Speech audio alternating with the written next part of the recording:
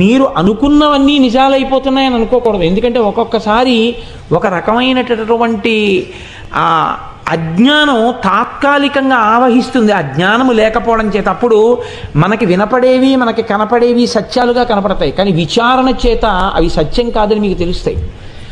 నాకు ఒక్కొక్కసారి ఎంత గొప్పగా చెప్పారా ఈ వ్యాఖ్యానాలు అనిపిస్తుంది. నేను ఒకసారి సామర్లకోటలో ఉద్యోగం చేసే రోజుల్లో లాస్ట్ బస్సు ఒకటి ఎక్కాను, కాకినాడ వచ్చే బస్సు. అప్పట్లో దిక్కుమాల ఆఫీస్ లేట్ అయిపోతుండేది, ఆలస్యంగా వస్తున్నాను.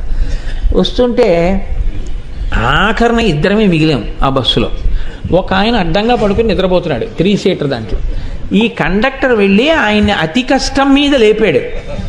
లేపి ఎక్కడ దిగుతావు కాకినాడలో అని అడిగాడు. ఆయన ప్రతాప్ నగర్ అన్నాడు. ఆయన ప్రతాప్ నగర్ అనేటప్పటికీ బస్సు అంతా వాసన వచ్చింది. అంటే ఆయన ఏ స్థితిలో ఉన్నాడో మీరు అర్థం చేసుకోవచ్చు, ఇంకంతకన్నా నేను చెప్పక్కర్లేదు. కాబట్టి పడుకుని ఉన్నాడు. ప్రతాప్ నగర్ వెళ్ళిపోయింది, నూకాలమ్మ తల్లి గుడి దాటిపోయి భానుగుడికి వచ్చేస్తోంది బస్సు. కానీ నేను తెల్లబోయింది ఎక్కడంటే కండక్టర్ ఏమీ తొణకలేదు బెనకలేదు. నా దగ్గరికి వచ్చి అడిగాడు, మీరు ఎక్కడ దిగుతారని అడిగాడు. నేను భానుగుడి దిగిపోతానండి అన్నాను. అలాగా అన్నాడు. నేను భానుగుడి దగ్గర ఏమైనా అంటే మీరు ఏమనుకోకండి, మీ మానాన్ని మీరు దిగిపోండి అన్నాడు. అలాగేనండి అన్నాను. భానుగుడి వచ్చింది. అతను చేతిలో ఉన్నటువంటి ఆ టికెట్లు పంచి చేసే ఇనపదాన్ని తీసి ఇతని పక్కనున్న దాని మీద కొట్టన్నాడు. ప్రతాప్ నగర్ అన్నాడు.